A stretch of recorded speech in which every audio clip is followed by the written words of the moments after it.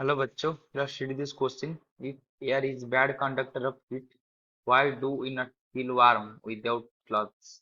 तो अगर जो एयर है वो बैड कंडक्टर ऑफ हीट होता है, हमको पता है, तो हम जब कुछ क्लॉथ नहीं पहनते हैं तो मतलब डायरेक्ट एयर में कांटेक्ट में होते हैं तो हम वार्म फील नहीं करते, ठंडे फील करते, क्योंकि हमारा अंदर हीट जा रहा होगा, ट्रांसफर हो रहा होगा एटमोसफियर से।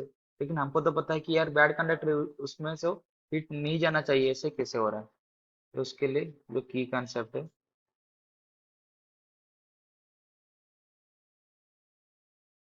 तो की कंसेप्ट क्या है कि जो हीट ट्रांसफर होता है कुछ मीडियम की वजह से।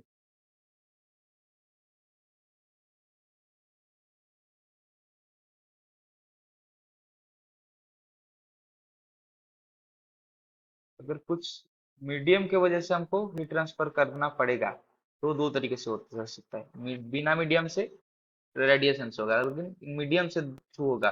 मान लीजिए क्लॉथ हो गया, जैसे एयर हो गया, एयर का और कुछ मटेरियल हो गया, तो दो तरीके हैं। एक है कंडक्शन और दूसरी कन्वेक्शन। तो ये कंडक्शन जो होता है ये जनरली सॉलिड की केस में होता है, और जो कन्वेक्शन बहुत अच्छे होता है ये लिक्विड एंड गैस, ये दोनों फ्लूइड की सब्सटेंस की वजह से कन्वेक्शन होता है।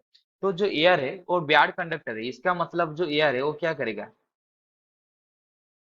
वो नॉट फॉर कंडक्शन, वो कंडक्शन बहुत अच्छे से नहीं कर सकता, लेकिन एयर एक गैस है, तो ये गुड फॉर कन्वेक्शन। तो ये गुण इसको थोड़ा अच्छे से लिख लेते हैं।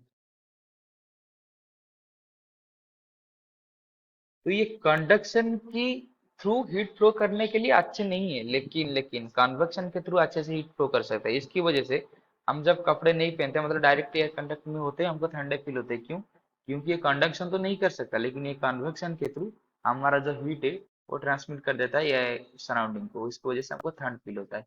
तो इसका जो वजह वो है convection. I hope you have understood this question. Best of luck.